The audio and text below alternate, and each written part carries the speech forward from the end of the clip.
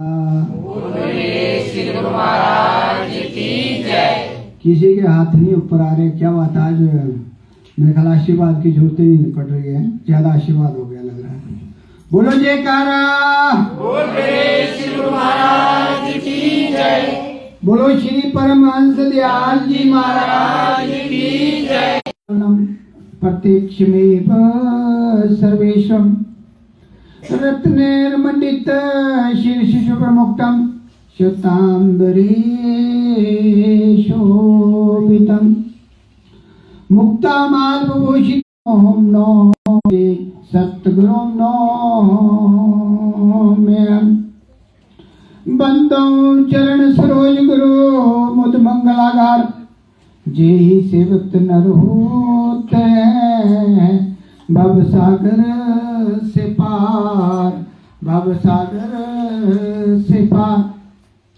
गुरु जी के सिमरण मात्र से नाशित विघ्न अनंत ताते सर्वारंभ में ध्यावत है सब संत, ताते सर्वारंभ में ध्यावत है सब संत। जेहि खोजत ब्रह्मा थके, जेहि खोजत ब्रह्मा थके, सुनर मुनि और देवा कहत कबीर सुन साधवा। कर सतगुरु की सेवा, कर सतगुरु की सेवा। वेद शास्त्र और भागवत गीता पढ़े जो कोई, तीन काल संतुष्ट मन, बिना गुरु कृपा न होए, बिना गुरु कृपा न होए। ब्रह्मानंदम परम सुखम केवलम ज्ञान मूर्ति, द्वंद्वातीतम गगन सदृशम तत्त्वमस्यादिलक्ष्यम। एकम नित्यम विमलमचलम सर्वदिशाक्षिभूतम, भावातीतम त्रिगुणरहितम सद्गुरुं तां नमामि, सद्गुरुं तां नमामि। गुरु ब्रह्मा गुरु विष्णु गुरुर्देवो महेश्वरा, गुरुर् साक्षात् परम ब्रह्म तस्मै श्री गुरुवे नमः, तस्मै श्री गुरुवे नमः। तुमेव माता च पिता तुमेव, तुमेव बंधु च सखा तुमेव, तुमेव विद्या द्रविणं तुमेव, तुमेव सर्वं मम देव देव, तुमेव सर्वं मम देव देव। बोलो जयकारा, बोल मेरे श्री गुरु महाराज की जय।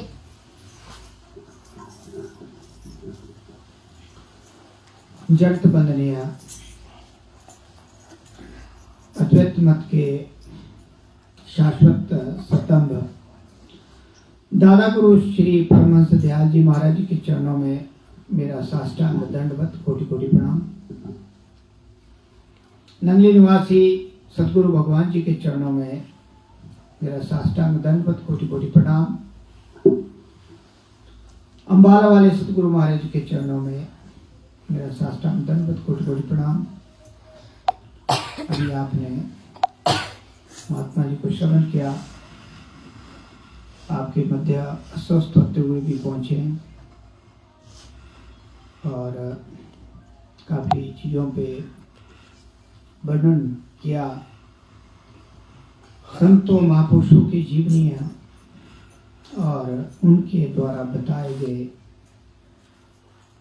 जो मार्ग हैं, रास्ते हैं, हमें उन्हें कैसे फॉलो करना है, हमें जो जीवन मिला है उसको कैसे हमने सत्य मार्ग पर चलाना है और किस तरह हमें उनका आशीर्वाद लेना है, इन सभी विषयों पे काफी गहराई से चर्चा हुई। तो मैं सबसे पहले इनके चरणों में साष्टांग दंडवत प्रणाम करते हुए, और आज जिस बच्ची का जन्मदिन है उन्हें बहुत बहुत बधाई और गुरु महाराज जी का आशीर्वाद सभी बच्चों पर बना रहे। वैसे तो बना ही हुआ है, उसमें कोई शंका नहीं, लेकिन फिर भी कि अपने जीवन में जिस उद्देश्य के लिए अग्रसर हैं उसमें गुरु महाराज जी पूरी उनकी कृपा बनी रहे और इस परिवार में भी उनकी कृपा बनी रहे। और इसी तरह हम सभी को जो खुराक चाहिए, क्योंकि काल और माया का जाल जिसमें हम बंद हैं सारे, जिस जेल खाने में हम बंद हैं सारी रूहें, वहां से आई हुई, उससे निकलने के लिए हमारा जो सन्मार्ग है वो धीरे धीरे बनता रहे। क्योंकि धीरे धीरे रे मना धीरे सब कुछ होए, मालिक सिंचे 100 घड़ा ऋतु आए फल होए। अभी बात चल रही थी कि हम अभ्यास तो करते हैं लेकिन चाहना पहले होती है कि हम बैठे इतने तो हमें ऐसा हो जाए वैसा हो जाए। विचारधारा, एक सोच सुखरास है, एक सोच दुखरास, एक सोच बंधन काटे, एक सोच गले का फांस। अब जब हम इस विषय में कई बार चर्चा करते हैं, देखते हैं, सारा दिन चर्या चलता है, बहुत से लोगों को, बहुत से मनमुखी लोगों को आनंद आता है एक दूसरे की बातें करना, एक दूसरे की टांग खींचने, एक दूसरे की भर्त्सना करने में। और जब 4-5 इकट्ठे हो जाते हैं, जब उनका नजारा देखा जाता है तो कई बार मन या सोच में पड़ जाते हैं कि एक एक सांस का कर्म हमारा बनता जा रहा है। चाहे हम मन से, चाहे वचन से, चाहे कर्म से, चाहे कैसे भी कर्म कर रहे हैं, उसका एक एक सेकंड का हिसाब हमारा लिखा जा रहा है। और इस सत्संग का जो माध्यम है केवल एकमात्र ऐसा माध्यम है जो हमें सचेत करता है, हमें याद दिलाता है कि हम भूल तो नहीं गए हैं, कि उसी काम में लगे हुए हैं कि हम थोड़ा परिवर्तन अपने में ला रहे हैं। इसीलिए जो ये सत्संग का सिलसिला इसलिए कहा गया सत्य का ज्ञान, सत्य को जानना। एक मनमुख एक महात्मा के पास बैठा दिया, उन्हें थोड़ी हंसी भी आई। फिर उन्होंने, अब अनभिज्ञ होते हैं, जब हमें ज्ञान नहीं होता, जब तक हमें ज्ञान नहीं होता तब तक हमें रास्ते का पता ही नहीं होता, और जब तक हमें रास्ता बताने वाला नहीं मिलता तो हम भटके होते हैं। पता लगेगा कि हमें क्या करना चाहिए, क्या इसी चक्रव्यूह में रहना है, खाना पीना सोना, रात गवाई सोई के दिन गवाया खाए, हीरे जैसा अमोलक जन्म कौड़ी बदली न जाए। देख रहे हैं हम का माया का इतना प्रभाव है कि हम अपनी लास्ट स्टेज में बैठे हुए हैं, लेकिन माया कहाँ छुप गई है। आप बड़े सौभाग्यशाली हुए हैं, लेकिन सौभाग्यशाली बनाने के लिए कर्म करना बहुत आवश्यक है। ऐसा नहीं है कि बोलने से हो जाएगा। आपको पता है 70 लाख, अब आप तो गिने चुने, 70 लाख जीवों को नामदान दिया, और वो तो परम संत थे, और जो बोल देते थे वो उनका पक्का होता था। जो बोल दिया, जो कर दिया। आजकल की तरह नहीं, आजकल तो बहुत मिलेंगे आपको सो कार्ड, वो तो उनका तो जमाने जो निकल गई, वो नेचर ऑफ लॉ होता था, मतलब इसका प्रकृति का सिद्धांत बन जाता था। उस समय में केवल 70 लाख नामदानी थे, नाम लिया। आपकी हालत और वहां के फिगर देखने होंगे तो उनका कोई कसूर नहीं था। हो सकता है बेचारे अल्लाह से, अल्लाह के बड़े वो भक्त होंगे, लेकिन वहां जो नरसंहार हो रहा है, यदि यहाँ क्या पता लगता है पाकिस्तान एक परमाणु बम फेंका तो यहाँ सेकंड में पता नहीं कितने करोड़ों में जाएंगे, करोड़ों में, एक सेकंड में करोड़ों में। क्योंकि वो जो प्रकृति का चला हुआ है आजकल खेल, ये लास्ट में इनाम पाया हुआ है, दिसंबर का लास्ट कल्याण भी होगा। लेकिन अगर हम ये सोचेंगे नहीं अभी तो मैं भाई 60 का ही हुआ, अभी 40 साल तो कम से कम मैंने जीना है, जैसी हमारी भावना है ना, हम सोचते हैं, लेकिन आपकी सोच का नहीं होगा। तो भैंसे तक या हाथी तक को मतलब जो है अपने जबड़ों में ले लेती है, और जब अपने बच्चे को ले जाती है तो उन्हीं दांतों से ले जाती है, लेकिन वो कितने सेफ जाते हैं, उनमें जरा सी भी चोट नहीं आती।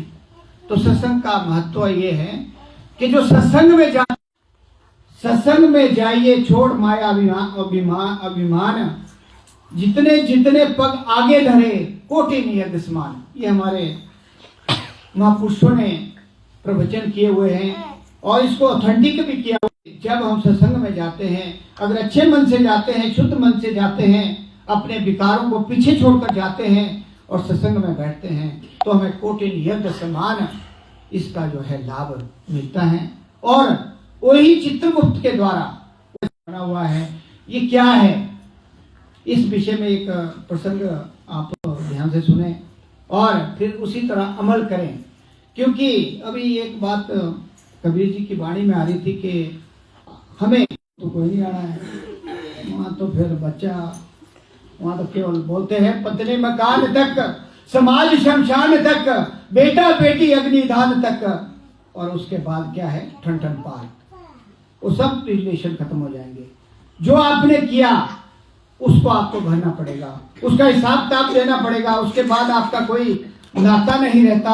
अंत मता सो गता भी बताया, अगर आपने अच्छा काम किया होगा तो बनेगा, नहीं तो फिर चलो अपने बिस्ट के कीड़े से शुरू करो और चले जाओ। अभी आपको बताई कि कितने लाख वर्ष हमने क्या क्या बनना है, अभी बताया आपको, अगर आपने ध्यान दिया होगा। और इसमें मैं थोड़ा सा ऐड करते हुए कहूँ कि जो मैंने पढ़ा है या मैंने उसकी खोज की है, 3.5 करोड़ वर्ष तक हमारे को सांप योनि में रहना पड़ता है, जिसका ध्यान माया पे रहता है, वासना में ध्यान रहे। इसलिए माया से बाहर निकलो, नाम जपो, अंत मता सोगता सही बनाओ। 3.5 करोड़ वर्ष आपको जो माया यहाँ जोड़ी है ना, फिर वहां जाके यूं उसके ऊपर रहना पड़ेगा। वो कुबेर का खजाना होता है ना, वहां बस फंड बना के 3.5 करोड़ तक वर्ष तक है उसका भ्रमण, ध्यान रखें। तो ये चीजें लगती तो कड़वी है और मिलती भी सत्संग है, बाकी जगह कहीं नहीं मिलेगी, ना बताएंगे कोई, ना भागवत में मिलेगी, ना शिव महापुराण में मिलेगी, ना माता के वो रात में जगराते होते उसमें होगी, ना ही दूसरे आप जितने भी कर्म कांड करते हैं उसमें मिलेगी। ये चीजें नहीं मिलेगी, ये मिलेगी केवल सत्संग में। तो एक बहुत राजा जो थे, बहुत ही धर्मी, संतों की सेवा करने वाले थे। हर समय मतलब ऐसा होता है, कईयों का संस्कार ऐसा होता है कि बचपन से ही सभी का भला करते हैं और उनके मन में सेवा का भाव होता है, चाहे वो जन हो, चाहे प्रजन हो, चाहे बाहर के हो, चाहे अंदर के। तो इसी तरह एक राजा थे, तो उन्होंने क्या किया कि अपनी भक्ति के कारण एक मंदिर बना दिया अपने राजमहल के साथ ठाकुर जी का, और उसमें एक अच्छे प्रतिष्ठित ब्राह्मण को वहां पूजा पाठ के लिए नियुक्त कर दिया। वो जो ब्राह्मण थे वो भी काफी निष्ठावान थे, उन्हें कोई लेना देना नहीं दुनिया का, वो अपनी मस्ती में रहते थे और कोई शिकायत नहीं, कोई कुछ नहीं। सवेरे नहाना, कुएं में अपनी भक्ति में लीन रहना, जो दे दिया उसी में गुजारा करना, उससे ज्यादा कुछ नहीं। और उन दोनों का आपस में बड़ा भरोसा था, क्योंकि वो भी धर्मी थे जो राजा, और वो भी काफी उनका मतलब जैसे कॉम्बिनेशन बन जाता है घर में। होता क्या है कि उनके एक पुत्र जन्म लेता है, राजा का पुत्र होता है, बड़ा होता है पढ़ाई लिखाई करके और राजकुमार बन जाता है। उसकी जब पढ़ाई शिक्षा दीक्षा पूरी हो जाती है तो शादी की बात चलती है और इंगेजमेंट होती है एक राजकुमारी के साथ दूसरे राज्य से। और कुछ दिनों के बाद तैयारी करके राजमहल में शादी होती है धूमधाम से।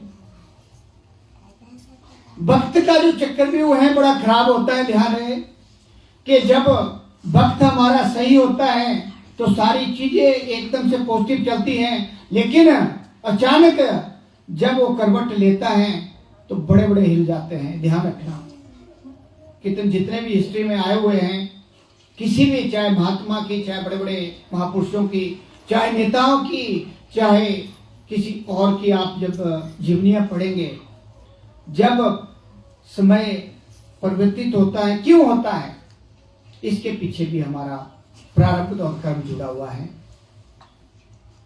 शादी होती है धूमधाम से और उन दोनों की सुहाग रात होती है, राजकुमारी और उस जो उनका राजा का लड़का, राजकुमार और जो राजकुमारी ब्याह के लाई। तो वो क्या होता है कि अपने कमरे में होते हैं, उसको लड़की पहली बार आई है घर में, वैसे तो वैसे भी नहीं लगता माँ बापों से बिछड़ने के बाद, तो वो सो जाता है पलंग पे राजकुमार, वो अपने मतलब थोड़ी सी विचलित होके इधर उधर कमरे में जो है विचलित होके घूमने लग जाती हैं। अचानक क्या देखती हैं कि एक तलवार उसके सिरहाने के पीछे, जो बहुत ही चमकती हुई राज दरबार की तलवार थी, जो हीरे जवाहरातों से पूरी तरह से मतलब इतनी चमकीली, उसने देखा अचानक कि इसको देखती हूँ खोल के क्या है, तो क्यों रखी होगी, प्रश्न उठते हैं। और उसमें आपको पता है कि मैच्योरिटी भी कम होती है। उसने क्या, जैसे ही उसको खोला तलवार को देख के वो घबरा गई, क्योंकि इतनी चमकीली थी, उतनी तेज थी, और उसके हाथ से गिर के जाके उसकी गर्दन पे पड़ी और राजकुमार की डेथ हो गई, खत्म हो गई। उसको बड़ा दुख हुआ, भाई मैंने क्या कर दिया। ये वक्त का चक्कर भी हुआ है। मैं बता रहा हूँ कि ये वक्त क्या कराता है, कैसे कराता है, ये सारा हमारे सभी कर्मों से जुड़ा होता है। वो बहुत घबराई और अब सोचने में लगी कि अगर मैं सच्चाई बताऊं, पहले तो किसी ने विश्वास ही नहीं करना है, और दूसरी बात भाई जो मेरा खानदान पीछे हैं, मेरे जितना भी बड़े बड़े राजा होते थे, कि उन पे कलंक लग जाएगा सदा सदा के लिए। मतलब विचारधारा चली, अब क्या किया जाए, इसका सलूशन क्या है।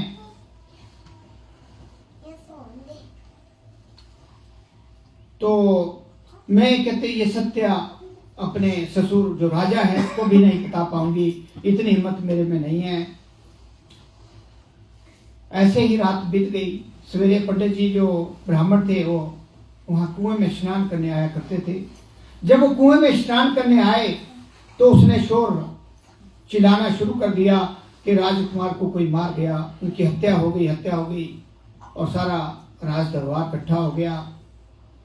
जो ब्राह्मण देवता थे वो वहां से स्नान करके उस मंदिर को जा रहे थे। उसने लड़की ने, राजकुमारी ने, जब राजा और सारे इकट्ठे हो गए, सारा शोक में पूरा राज्य वहां बहुत गैदरिंग हो गई, उसने कहा कि कोई आया था, मुझे दिखा नहीं, लेकिन मैंने उसे मंदिर को जाते हुए देखा। अब सबका जो होता है उसमें वैसे ही हम अंधे होते हैं, कोई ऐसी इतनी बड़ी घटना घट जाए तो राजकुमारी पे विश्वास करते हुए जब वो मंदिर में पहुंचे तो ब्राह्मण देवता जी अपने पूजा पाठ में लगे हुए थे। लेकिन अब प्रजा, राजा और एलिगेशन, राजकुमारी की बात सभी ने रखते हुए उसको देखा और उसको वहां से गिरफ्तार करके राज दरबार में ले आए ब्राह्मण को। राजा को विश्वास था कि ब्राह्मण ऐसा नहीं कर सकते, क्योंकि जितना भी समय मेरे साथ बीता है, लेकिन अब मैं क्या कर सकता हूं, क्योंकि ये तो जनता का फैसला है। अब उन्होंने उसे, जितने भी मंत्री परिषद थी, जितना भी वहां का था हिसाब था, उन्होंने सबने कहा कि इसे फांसी दी जाए, इसको फांसी पे लटकाया जाए। लेकिन राजा का मन नहीं माना। उसने कहा नहीं, कि इसको जिस बाजू से इसने उस राजकुमार की हत्या की है, उस बाजू को काट दिया जाए। और राज दरबार में उसके बाजू को काट दिया जाता है। वो ब्राह्मण बहुत दुखी होता है और दुखी होकर उस मंदिर को त्याग कर इस खोज में चल पड़ता है कि मुझे इतनी बड़ी सजा राजा ने बिना कारण क्यों दी, और ये मेरा जो बाजू काटा, मैंने कोई गुनाह नहीं किया था, ये क्या कारण है। और इस खोज में उसने उस राज्य को छोड़ दिया और दूसरे राज्य में पहुंचा। वहां जहां भी जाता तो किसी ना किसी से वह बात करता कि मुझे कोई ऐसा विद्वान या ज्योतिषी बताए जो मेरे इस प्रश्न का हल कर दें। तो कोई एक जिज्ञासु उसको टकर गया दूसरे राज्य में। उन्होंने कहा कि काशी में फलाना नाम एक ज्योतिषी जी रहते हैं और दुनिया में उनकी चर्चा है और वो सारा कुछ जो है सही बताते हैं, आपके इस समस्या का हल भी वही करेंगे।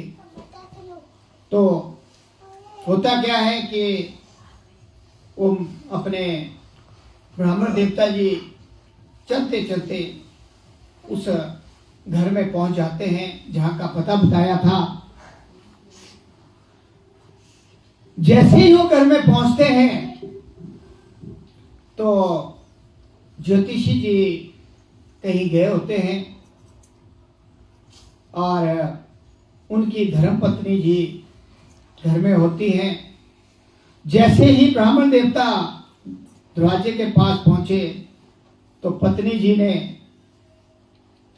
अपनी जो प्यार भरी बातें हैं वो शुरू कर दी और इतने शब्द, इतने दुर्शब्द कहे कि कुछ शब्द जैसे हम कहते हैं कि कहीं मैं मुआ मर गया होगा, कहीं पता नहीं कहाँ किसके मुंह में पता नहीं क्या क्या बोला, उसको पता नहीं कितनी गालियां निकाल दी उसने, इतनी गालियां निकाल दी कि वो परेशान हो गया। उसने कहा मैं तो अपने प्रश्न का हल करने आया था, यहाँ तो दूसरा प्रश्न हल करना पड़ेगा पहले। इतनी गालियां निकाल दी उसने कि उसके पास गिनती नहीं रही। वो बहुत परेशान हो गया ब्राह्मण। ऐसा भी है कि इतने बड़े ज्योतिष और घर में ये हाल। तब वो इंतजार में रहा कि कब जैसे ज्योतिषी जी आते हैं और कुछ समय के पश्चात ज्योतिषी जी आते हैं, वार्तालाप होता है और वो फिर उसने जैसे ही ज्योतिषी आते हैं तो उसने फिर वो शुरू कर दी अपनी ब्राकड़ी, पता नहीं कितनी और गालें निकाल दी सामने। वो कुछ नहीं बोले, वो हंसते हुए अपनी गद्दी में गए जहाँ बैठते थे और उनको बुलाया ब्राह्मण को कि हाँ बताइए आपका आना कैसे हुआ।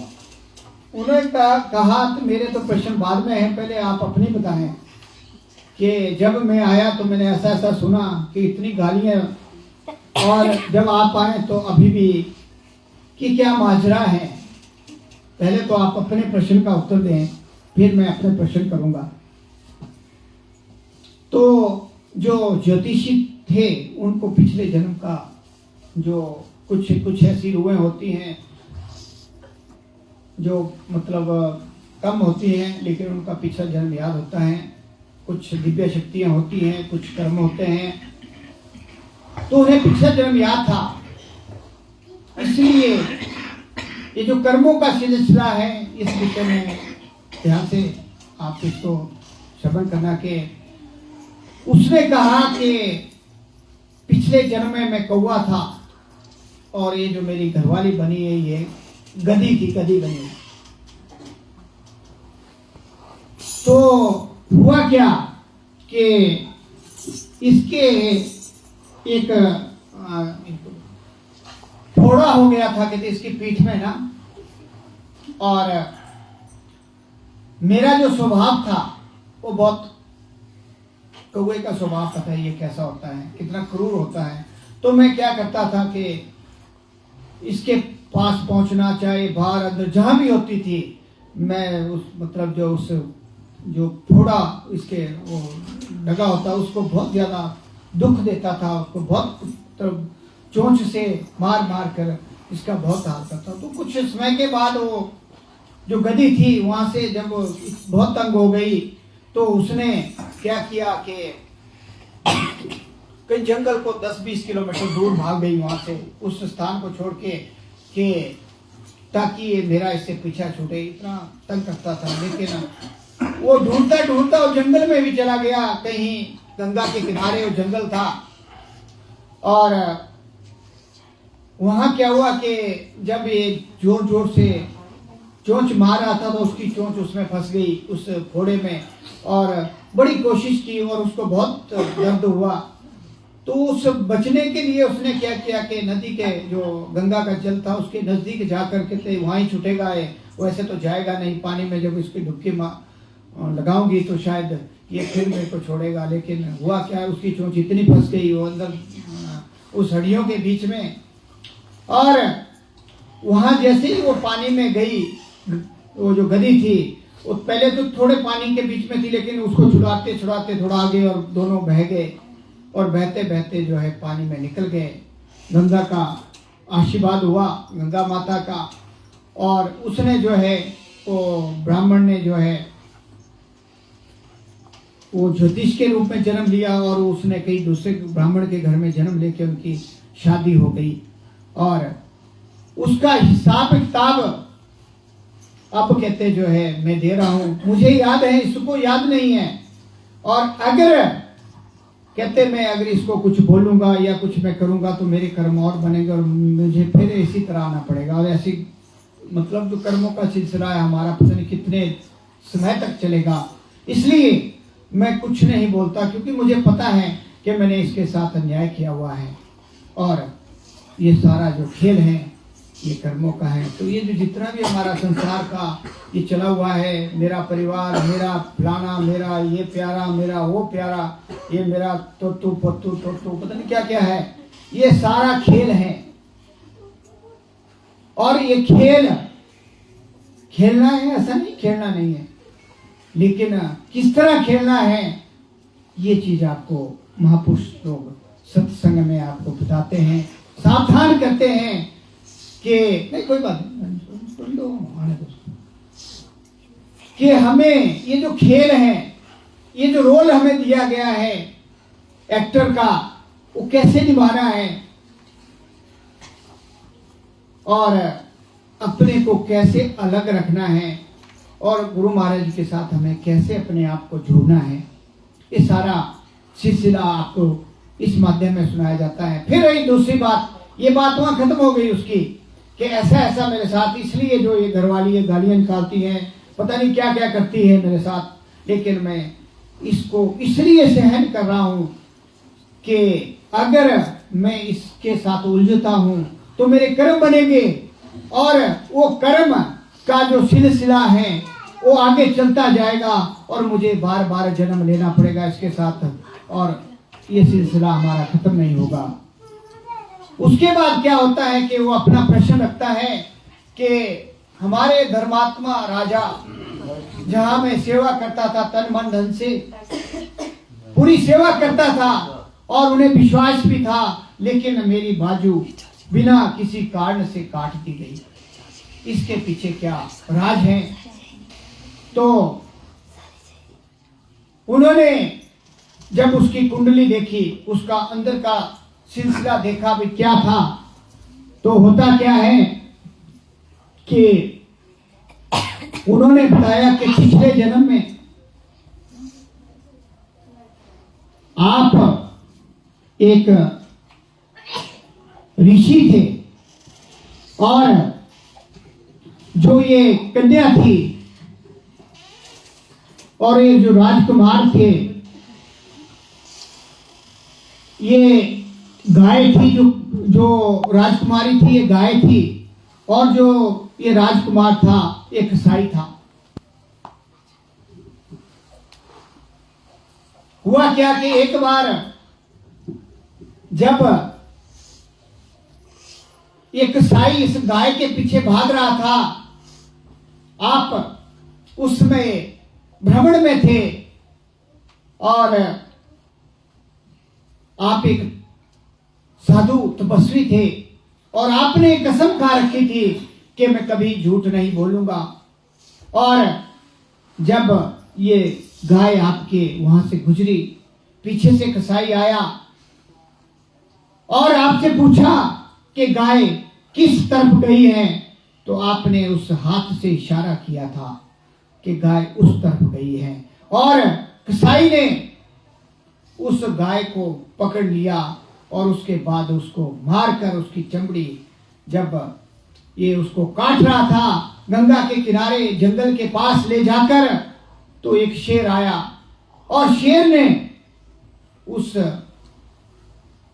गाय को भी और तुम्हें भी अपना शिकार बनाकर खा लिया। जब वो खाकर चला गया तो कुछ हड्डियां वहां बची रह गई उस गंगा के किनारे पे, और वो जाकर गंगा में गिर गई। और उसके बाद वहां के प्रताप से आप लोगों का जन्म राजकुमार और राजकुमारी के रूप में हुआ। और ये जो हाथ कटा, जिस हाथ से आपने इशारा किया था, वो सच्चाई का साथ दिया था, वो आपने कर्म किया था, वो कर्म आपका जो है सामने आया और उस कर्म की वजह से ही आपका हाथ कटा। राजा का इसमें कोई कसूर नहीं है, वो धर्मात्मा है, जो उसने किया उसने सही किया, उसका वो कर्म था और आपका ही कर्म था। शुक्र करो कि आपका थोड़े में ही आपका गुजारा, आपका जो कर्म है वो कट गया। उसको कटने का सिलसिला उस पिता परमेश्वर ने बनाया है और उससे कोई भी नहीं बच सकता। तो इस तरह जब उसने अपनी पूरी गाथा सुनी तो उसको तसल्ली हो गई कि सच में कि जो हमारा ये सिलसिला चला हुआ है कि ये मैं हूँ, ये मेरा है, ये सब कुछ, ये सारा जो सिलसिला है ये केवल एक ब्रह्मजाल है। और हमें इससे ये शिक्षा लेनी है कि जो भी हम कर्म कर रहे हैं, चाहे हम घर में कर रहे हैं, चाहे ऑफिस में कर रहे हैं, चाहे पब्लिक में कर रहे हैं, चाहे कहीं भी कर रहे हैं, वो कर्म हमें सोच समझ कर करने हैं। जो भी हम मन, वचन और कर्म, मनसा, वचना और कर्मा, तीनों में जो हमारी ये सिलसिला चला हुआ है, अगर हम सही ढंग से नहीं करेंगे तो यह ध्यान रखना कि देखने वाला यहाँ नहीं है तो वहाँ तो है। इसलिए हमें अपने जो भी इस संसार में कार्य करने हैं सोच समझ के करने हैं। और साथ में फिर आपको दूसरा शिक्षा दिया गया है, एक घड़ी आदि आदि से बुनियाद, तुलसी संगत साध की हरे कोटि अपराध। 24 मिनट की एक घड़ी, 12 मिनट की आधी और 6 मिनट की आधी से आधी। और अगर 6 मिनट भी बैठते हैं आप सवेरे ब्रह्म मुहूर्त में, तो आपका जो कार्य है वो जो हमने मन, वचन और कर्म से दिन और रात में 24 घंटे में जो कर्म हमारे से जाने अनजाने में हुए हैं, वो हमारे शून्य पे आ जाते हैं। और हमें शून्य पे ही तो जाना है, शून्य के लिए ही तो रास्ता है, शून्य के लिए ही तो ये नाम रूपी जो हमें 2.5 अक्षर का जो ये पारस मणि मिला है, उसका प्रयोग हमने करना है।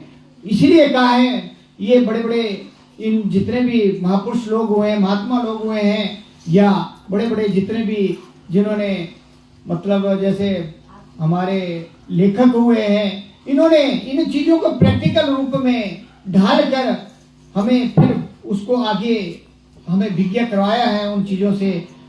और उसी का हम सहारा लेते हैं कि 6 मिनट आदि ये जो घड़ियों का हिसाब किताब है, कि मैंने आपको बताया है कि नाम की कितनी हमारे ऊपर कितना इसका प्रभाव होता है कि एक बार सांस ऊपर जावे 3.5 करोड़, नीचे आए 3.5 7 करोड़।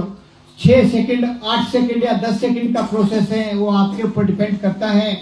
और 6 मिनट में करते हैं तो हमारा कितना बन जाता है। अगर एक बार हम राम राम राम की माला पढ़ते हैं तो सारा दिन में नहीं पूरा होगा, जो हम 6 सेकंड में कर लेते हैं। इसलिए इसको पार्थ मणि, इसीलिए इसको जो है एक हीरा कहा गया है। और जो प्रयोग करेगा, जो इसका अभ्यास करेगा, उसको ये चीजें जो मैं बता रहा हूँ ये सब आगे भी वो उसको परिपक्व हो सकता है। जो आत्म साक्षात्कार होता है उसी से होता है। अपने को जानने की विधि तो आत्म साक्षात्कार है। और इसी तरफ जितने भी महापुरुष संसार में आए हैं उन्होंने इसी तरफ हमें इशारा किया है कि हमें अपने आप को जानना है। अपने आप को जानने की विधि है नाम, और जो नाम का अभ्यास करेगा उसका कल्याण निश्चित है। कहा है कि कई महापुरुषों ने अपने अपने ढंग से कहा है कि पहला जन्म भक्ति, दूसरा सेवा, या पहली सेवा, दूसरा भक्ति, तीसरा नाम, चौथा निजधाम। ये तो है सिलसिला क्लासों का। और कुछ ऐसे भी हुए हैं जो डायरेक्ट एंट्री, जैसे क्लास में 100 होते हैं, 100 में से सीधा IAS या IPS बनता है। उसी तरह जो अच्छा मतलब अपने रेगुलर पाठ करता है, जो रेगुलर जो याद करता है वही जाता है IAS में, या फिर दिन रात पढ़ाई करता है, वो सीधा अपना टिकट त्रिकुटी से सीधा सतखंड की तरफ जाता है। रास्ता 4 रास्ते मैंने बताए हैं। सीधा सतखंड, दाया देवलोक, बाया पिशाच लोक, और नीचे वाला जहां हम हैं। तो 4 रास्ते हैं। आपकी सोच ही इन रास्तों को तय करेगी, आपका अभ्यास ही इन रास्तों को तय करेगा, और आपका परिश्रम और आपके कर्म इन रास्तों को तय करेंगे।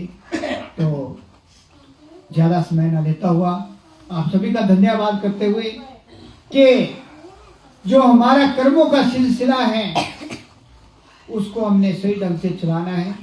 इसीलिए सत्संग, इसीलिए इकट्ठा एक बहाना बनता है, और गुरु महाराज जी कृपा करते हैं तभी पहुंच पाते हैं। बड़ी अड़चने आती हैं, काल ने बड़े बड़े हडले तैयार की हुई है, आप सभी जानते हैं, और सभी क्यों आती हैं, और कोई बचा नहीं। लेकिन फिर भी जो कर्मठ होता है, जिसके मन में अभिलाषा है और उसकी इच्छा है, जिज्ञासा है कि हमें आगे की तरफ बढ़ना है, पीछे नहीं हटना है, वो यहाँ पहुंच जाते हैं। चाहे जो मर्जी करें वो पहुंच जाते हैं, और आप सभी उन्हीं में से एक हैं। तो हम यही उम्मीद करेंगे कि जो अच्छी बातें हैं उनको जीवन में प्रैक्टिकल रूप में उतारें, और थोड़ा थोड़ा परिवर्तन करके हम धीरे धीरे धीरे अपने उस गोल की तरफ बढ़े जो हमारे को गोल्डन अपॉर्चुनिटी मिली है। उस गोल को अचीव करने की तरफ हम अपना आगे कदम बढ़ाएं। ये जो संसार है, हर घर में प्रॉब्लम है, हर घर में। मैं कई बार इतना मतलब अपने को वो पाता हूँ, दुविधा में पाता हूँ। कहीं से भी फोन आता है, नई से नई समस्या, नई से नई समस्या।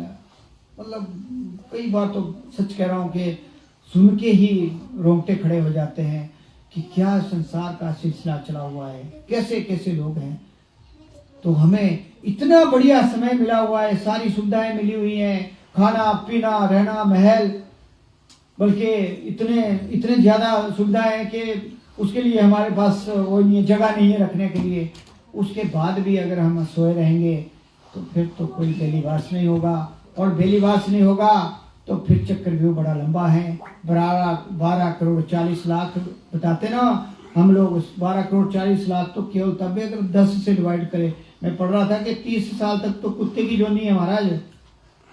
30 साल एक की जोनी में ले लो आप, 12 करोड़ का पता नहीं कितने में जाएगा। वो सिलसिला बड़ा लंबा है, इसलिए इस सिलसिले से बचने का रास्ता गुरु महाराज ने कृपा की है। पूर्ण सदगुरु आप सभी को मिले हैं। पूर्ण सदगुरु का मिलना इस संसार में बड़ा दुर्लभ है। हमें सभी को पूर्ण सदगुरु का आशीर्वाद मिला है, और उनका सानिध्य मिला है, और उनका आशीर्वाद पाने के पात्र बनो। यही हमारा उद्देश्य है कि हम पात्र बने, और अपने इस जीवन को, जो हमारे को एक बड़ा दुर्लभ जीवन जिसको कहा है, मैं कह रहा हूँ बहुत लंबा है पीरियड। इसकी कैलकुलेशन करना बड़ा मुश्किल है, ये तो वैसे बता देते हैं, बहुत लंबा है ये काम। तो इसलिए हम इस समय जो हमारे को समय मिला उसका पूरा लाभ उठाते हुए हम अपने इस जीवन को सफल बनाएं। और फिर से मैं इन सभी को, संतराम जी, बच्चों को, परिवार को, और जो इनके सहायक है, जिन्होंने सारा दिन यहाँ सेवा बख्शी है, उसका फल सभी को गुरु महाराज जी दें, और इसी तरह हमारा सिलसिला चलता रहे, और हम सभी अपना कर्तव्य का पालन करते हुए कर्तव्य नहीं छोड़ने हैं। ये ध्यान में रखना कि अगर हम घर में संतुष्ट नहीं होंगे तो भक्ति भी नहीं होगी। भक्ति तब होगी जब आपका परिवार, जो आपका सारा बना हुआ है सिलसिला, वो संतुष्ट होगा। ऐसा ना हो कि उधर सास और बहू की लड़ाई, इधर सत्संग, और कथनी और करनी में अंतर नहीं होना चाहिए। हड़ले आएगी और जो भक्ति में जाएगा उसको बहुत आएगी, ध्यान रहे, बहुत आएगी, बहुत परीक्षाएं होती हैं। लेकिन अगर आप अपने दृढ़ संकल्पित होंगे तो मैं आपको विश्वास दिलाता हूं कि वहां गुरु महाराज जी हमेशा हेल्प करते हैं, और एक प्रैक्टिकल रूप में मैंने देखा है कोई ना कोई ताकत वहां आपकी हेल्प करेगी और आपको उस दुविधा से बाहर निकालेगी। ये मैं प्रैक्टिकल रूप में आपको बता रहा हूँ, चाहे वो शारीरिक हो, चाहे पारिवारिक हो, चाहे कोई बाहर की हो, चाहे अंदर की हो समस्या, सब समस्याओं का हल होता है। लेकिन आप वफादार होने चाहिए, आपका संकल्प दृढ़ होना चाहिए, ना हो कि करना कुछ है, बोलना कुछ है, कुछ और ही चल रहा है, तो उससे बात नहीं बनेगी। वो तो फिर कर्मों का ढेर बनता जा रहा है, पहले ही बहुत ढेर है, आगे बनता जाएगा। और इस केवल सुनने से नहीं होगा उसका काम, सुनने से कुछ राहत मिलती है।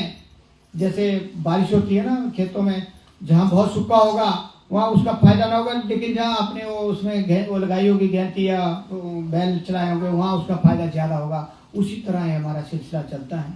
ऐसा नहीं है कि आप ये बोलो कि ब्लाइंडली चलो कि नहीं गुरु महाराज सब कुछ कर देंगे, नहीं नहीं नहीं। थाली में रोटी पाई है ना, थाली में, अब बोले गुरु महाराज जी मुँह में डालो, तो ऐसा नहीं होता, कर्म करना पड़ेगा। ये सारी तरफ से इशारा है, महापुरुषों की तरफ से भी, भागवत गीता में भी, शिव महापुराण जितने भी हैं वहाँ सारी जगह कर्मों का ही सिलसिला है। और जो कर्म करता चाहेगा वो आगे बढ़ेगा हर रास्ते में, और जो बैठा रहेगा वो छकड़ा, जैसे गाड़ी छकड़ा हो जाती है। मैं अभी कंप्यूटर नहीं चलाया 7 महीने, कल दिखाया तो खत्म हो गया, उसने बताया कि आपने चलाया नहीं, छकड़ा हो गया। तो इसी तरह हमारा शरीर भी ऐसा ही है कि अगर हम इसको चलाएंगे और काम करेंगे तो उसका रिजल्ट मिलेगा, नहीं करेंगे तो ये फिर उल्टा शुरू हो जाएगा।